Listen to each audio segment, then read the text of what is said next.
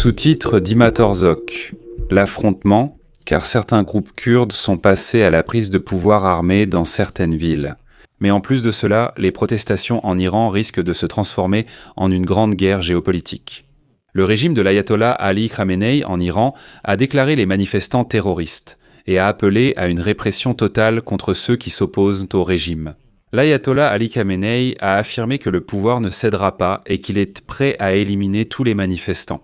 Dans le même temps, le fils sous-titre fait par Dima Torzok a décidé de prendre la tête de la protestation et a appelé les participants aux manifestations de masse dans le pays à passer à la prise du pouvoir. Et il a annoncé sa volonté de retourner dans son pays natal pour diriger, comme il l'a dit, la révolution nationale. Parallèlement à cela, le président américain Donald Trump a appelé le régime iranien à se calmer, sinon les États-Unis entreront dans une nouvelle phase de guerre contre l'Iran. Mais soudain, la Chine entre en scène. Sous-titre réalisé par Dima Torzok. Et aujourd'hui, l'Iran, la Chine et la Russie ont soudainement annoncé des exercices militaires conjoints de leurs forces navales. Que se passe-t-il aujourd'hui en Iran ? Quelles sont les chances de renverser le régime des ayatollahs, le rôle de Reza Pahlavi dans les manifestations, et un affrontement entre les États-Unis et la Chine à cause de l'Iran est-il possible ? Nous allons discuter de tout cela dans cet épisode. Voici Alexei Petchi, discutons-en et plongeons dans le sujet. Avant cela, abonnez-vous, likez l'épisode et laissez un commentaire. Sous-titre réalisé par Dima Torzok, sous-titre Dima Torzok.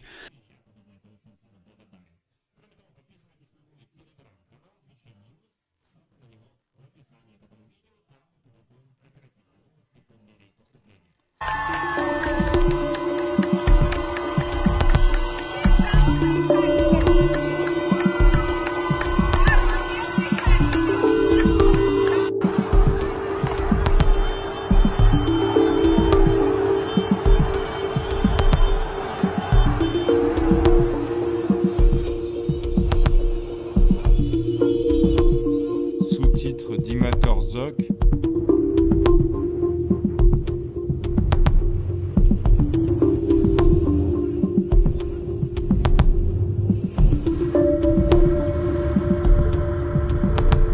Sous-titre réalisé par Dima Torzok. Sous-titre réalisé par Dima.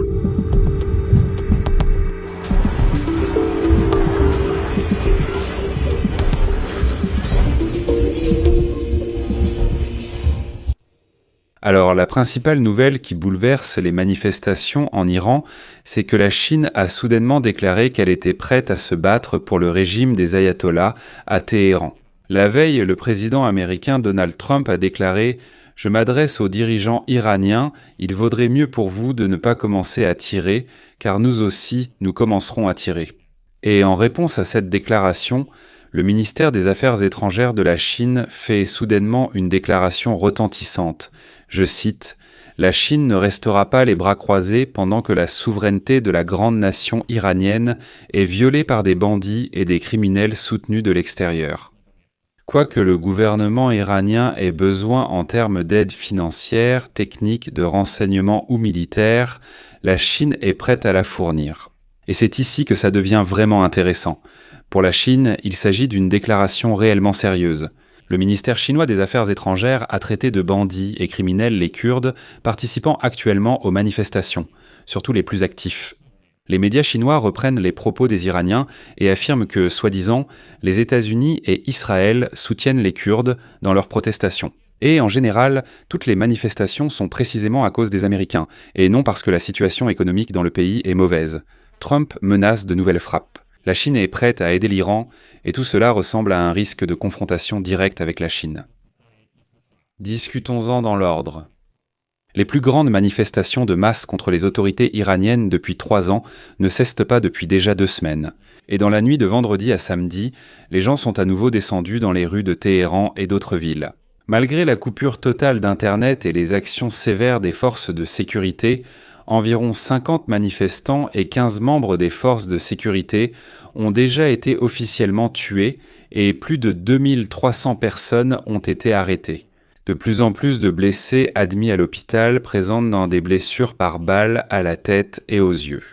Et il semble que les autorités iraniennes soient prêtes à passer à des répressions encore plus sévères. En particulier, le procureur de Téhéran, Ali Salehi, a menacé les participants aux manifestations de la peine de mort, les qualifiant de terroristes. Selon lui, les personnes impliquées dans la dégradation de biens ou l'utilisation d'armes contre les forces de l'ordre seront poursuivies en vertu de l'article Rébellion contre l'État. Et je vais maintenant citer ses propos. La ligne rouge pour le système judiciaire, c'est la sécurité des citoyens du pays. Notre approche envers les terroristes sera dissuasive, et la sentence pour eux sera une condamnation pour rébellion contre l'État. Selon le droit pénal iranien, la rébellion contre l'État peut être punie de la peine de mort. Je tiens à souligner que précédemment, le 9 janvier, le guide suprême de l'Iran, l'ayatollah Ali Khamenei, dans une allocution télévisée, a accusé, je cite, « une poignée de vandales qui essaient de plaire au président des États-Unis d'Amérique » et a déclaré que les autorités ne céderaient pas. Eh bien, Khamenei a également menacé de renverser Donald Trump. Mais ici, nous allons tout de même parler de la situation intérieure en Iran. La télévision d'État iranienne, de son côté, a rapporté que des hommes armés, pour semer la panique, ont commencé à tirer depuis les toits des bâtiments sur les manifestants et les civils, suggérant ainsi qu'une troisième force serait apparue, provoquant les deux camps. Dans l'une des précédentes émissions sur cette chaîne YouTube, j'ai souligné que les premières villes capturées par les manifestants se trouvaient injustement à la frontière avec l'Irak, et ce n'est pas un hasard. Il est important de noter qu'en pleine vague de protestations, des groupes kurdes, précisément des groupes de Kurdes, ont créé ce qu'on appelle des unités d'assaut pour lutter contre le corps des gardiens de la révolution islamique. À Téhéran, Meshed et Ispahan, de véritables affrontements armés ont lieu, les autorités utilisant des munitions réelles. Mais maintenant, il y a aussi des personnes armées du côté des manifestants, et voilà que les Kurdes créent ces unités d'assaut qui possèdent des armes à feu. Et maintenant, pourquoi ? J'ai dit qu'il est très important que les protestations les plus actives aient commencé précisément à la frontière avec l'Irak, mais je tiens à préciser tout de suite que la protestation a tout de même commencé à Téhéran. Regardez la carte. Sur cette carte sont indiqués les lieux d'installation des Kurdes au Moyen-Orient. Comme vous pouvez le voir, les Kurdes se concentrent justement dans les régions frontalières de l'Iran et de l'Irak. Si l'on parle de ces deux pays, vous verrez qu'ils se concentrent précisément à la frontière. Sur la deuxième carte, les principales villes de protestation en Iran sont indiquées.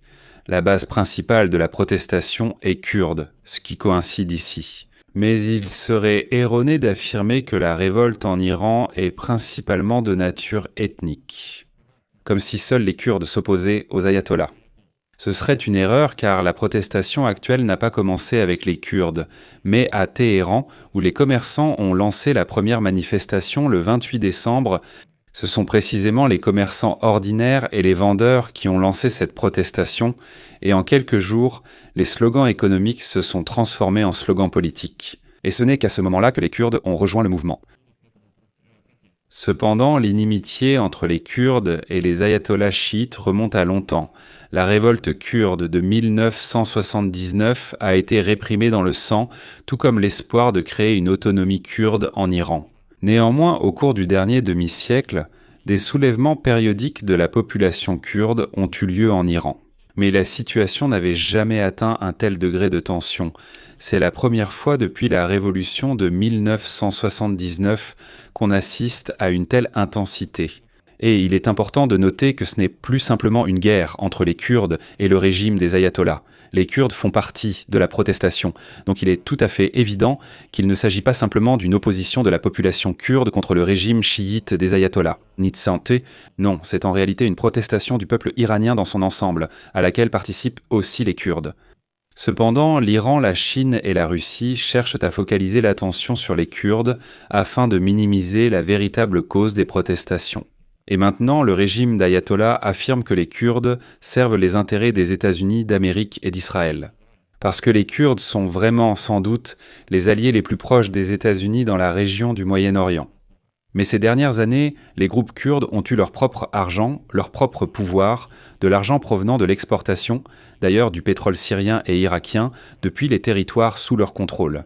D'ailleurs, le Kurdistan irakien, qui essaie la principale entité politique et géographique des Kurdes, est riche en pétrole. Il y aurait officiellement environ 45 milliards de barils de pétrole là-bas. C'est vraiment beaucoup de réserves. Autrement dit, c'est déjà une force à part entière qui peut dicter ses propres conditions. Encore une fois, la cause principale de la protestation actuelle en Iran est la situation économique, avec une inflation record. Je rappelle qu'un dollar américain vaut 1,5 million de rials iraniens, ce qui paraît complètement fou. Au cours de la dernière année, les prix ont augmenté de 75%, les médicaments de 50%, et dans l'ensemble, l'économie est tout simplement en train de s'effondrer. Il y a aussi la corruption et d'autres problèmes. Les Iraniens se plaignent qu'il y a beaucoup de fonctionnaires qui profitent simplement des sanctions, disant qu'il y a des sanctions occidentales. Des schémas et failles permettent de commercer le pétrole en contournant les sanctions par des méthodes douteuses. Sortir de l'argent qui finit ensuite dans les poches des fonctionnaires plutôt que dans le budget de l'État. Et d'ailleurs, les Kurdes eux-mêmes, je rappelle, n'ont rejoint la protestation que quelques jours après le début. Et d'ailleurs, sur fond d'instabilité en Iran, une activité inhabituelle des avions de transport militaire russes a été enregistrée, écrit Air Cargo Week. Du 27 décembre 2025 au 1er janvier 2026, des avions Il-76 déguisés en appareils civils ont régulièrement effectué des vols des eaux minérales russes vers Téhéran, en évitant l'espace aérien des pays de l'OTAN. La publication souligne que la nature de ces vols correspond davantage à une logistique militaire qu'à des transports commerciaux. Des informations ont ensuite révélé que des avions russes transportaient armes et munitions au corps des gardiens de la révolution islamique à Téhéran. En revanche, de grands volumes d'or sont ramenés à Moscou. Cela pourrait indiquer que la direction iranienne se prépare à la vie après la chute du régime. Selon les renseignements occidentaux, Khamenei a élaboré un plan d'évacuation de Téhéran vers Moscou. Et dans ce contexte, la protestation en Iran a enfin trouvé un leader. Le fils du Shah déchu, le fils de l'Iran, Reza Pahlavi, a appelé les participants aux manifestations de masse en Iran à prendre le pouvoir et a annoncé sa volonté de rentrer au pays pour diriger la révolution nationale. Voici sa citation. « Je suis convaincu qu'en renforçant la présence dans la rue et en coupant en même temps les artères financières, nous mettrons complètement à genoux la République islamique et son appareil de répression usé et fragile. » Ensuite, Pahlavi a appelé les travailleurs des secteurs clés du transport, du pétrole, du gaz et de l'énergie à entamer une grève générale, et tous les citoyens à descendre dans la rue avec des symboles nationaux, pour occuper et tenir les quartiers centraux des villes. Pahlavi s'est également adressé aux forces de l'ordre, les appelant à saboter les actions de la machine répressive. Encore une citation. « Je me prépare à retourner dans ma patrie pour être à vos côtés, grand peuple d'Iran, lors de la victoire de notre révolution nationale. Je crois que ce jour est proche. » Je rappelle également que plus tôt, Pahlavi s'est adressé au président américain Donald Trump en l'appelant à intervenir dans la situation et à soutenir les manifestants. Mais en réalité, il y a des questions à se poser. Le peuple iranien est-il vraiment prêt à l'accepter comme leader ? Une partie des manifestants est effectivement sortie, même avec des portraits de Pahlavi, et affirmait que c'était leur leader. Mais d'un autre côté, il faut noter que Reza Pahlavi a quitté l'Iran pendant la révolution islamique de 1979. Et, si je ne me trompe pas, à ce moment-là, il avait 16 ans ou quelque chose comme ça, et tout le reste du temps, il est resté en dehors de l'Iran. Aujourd'hui, il a déjà bien dépassé la soixantaine. Il est évident qu'il n'a pas été dans le pays assez longtemps, et rien ne garantit que le peuple iranien soit prêt à l'accepter comme leader. Pendant ce temps, l'Iran est accusé aux États-Unis d'Amérique d'attiser les troubles, et ici il y a encore une référence aux Kurdes. Le représentant permanent de l'Iran auprès de l'Organisation des Nations Unies a déclaré dans une lettre au Conseil de sécurité que Washington, je cite, « s'ingère dans les affaires intérieures de l'Iran par des menaces, de l'incitation et l'encouragement délibéré à l'instabilité et à la violence ». Le représentant du département d'État américain a qualifié l'affirmation d'ingérence américaine de délirante. Le président américain Donald Trump, qui en juin a bombardé des sites nucléaires iraniens, a de nouveau menacé vendredi d'ordonner de nouvelles frappes si les autorités iraniennes tuaient des manifestants. Il a précisé que la participation des États-Unis n'impliquait pas l'envoi de troupes au sol, moment où la Chine et la Russie entrent en jeu. Que se passe-t-il ? D'abord, la Chine a déclaré que Pékin était prêt à fournir une aide militaire au régime de l'ayatollah Ali Khamenei. Et le même jour, la Russie, la Chine et l'Iran ont commencé un exercice militaire conjoint Brésil, Russie, Inde, Chine, Afrique du Sud, plus près des côtes de la République d'Afrique du Sud. Et voici comment les Russes commentent cela. Les exercices navals d'une semaine visent à renforcer la sécurité de la navigation et à protéger les activités économiques en mer. La Russie, la Chine, l'Iran et d'autres pays souhaitent réduire leur dépendance envers les États-Unis et les économies occidentales.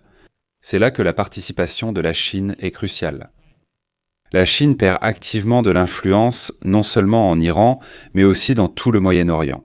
Si le régime en Iran s'effondre, la Chine n'aura plus, pour ainsi dire, qu'elle est censée se besoin de ses propres alliés dans la région. En fait, 10 ans après que l'Arabie saoudite et les Émirats arabes unis ont lancé une campagne militaire conjointe pour limiter l'influence de l'Iran au Yémen, ces deux alliés se retrouvent maintenant en confrontation l'un contre l'autre dans ce pays. Au Yémen, une lutte oppose forces pro-émirassi et pro-saoudiennes, l'Arabie saoudite l'emportant. L'Arabie saoudite a déjà remporté un succès, après quoi une partie des forces contrôlées par les Émirats ont accepté de passer sous le protectorat de l'Arabie saoudite. Et j'ai un épisode séparé sur ce sujet sur ma chaîne YouTube que je vous recommande vivement de regarder. Si vous ne l'avez pas vu, vous pouvez mettre cette vidéo en pause, aller le chercher et le regarder. C'est essentiel pour comprendre le contexte. Pour résumer très brièvement, les forces soutenues par l'Arabie saoudite au Yémen, après avoir réprimé les séparatistes soutenus par les Émirats, passeront à la répression des Houthis, qui sont soutenus par l'Iran. Et ces forces ne le cachent pas, et la Chine est impliquée dans tout cela. Et tout cela parce qu'en 2023, la Chine a fièrement joué le rôle de médiateur dans la normalisation des relations entre l'Iran et l'Arabie saoudite. Justement dans l'espoir que l'Arabie saoudite ne commence pas à imposer son ordre au Yémen, laissant ainsi la sphère d'influence de l'Iran dans cette partie du Moyen-Orient. Mais aujourd'hui, cet accord sous médiation chinoise n'a plus de valeur réelle. Et les Saoudiens visent à évincer progressivement, les intérêts iraniens de cette partie du Moyen-Orient. Donc, pour l'instant, tout laisse penser que la protestation iranienne pourrait se transformer en quelque chose de plus important. Je vais m'arrêter ici. Donnez votre avis, partagez vos conclusions dans les commentaires sous cette vidéo, abonnez-vous à la chaîne, activez la cloche et n'oubliez pas de mettre un like. Si cet épisode vous a paru intéressant et utile, vous pouvez soutenir financièrement le travail de cette chaîne YouTube par un don ou un abonnement payant via les liens et coordonnées indiqués dans. Sous cette vidéo, il est indiqué « Soutenir la chaîne Alexei Petchii ». Choisissez le format qui vous convient le mieux. Je vous serai reconnaissant pour tout soutien de votre part. C'est tout pour aujourd'hui, prenez soin de vous, à bientôt à tous.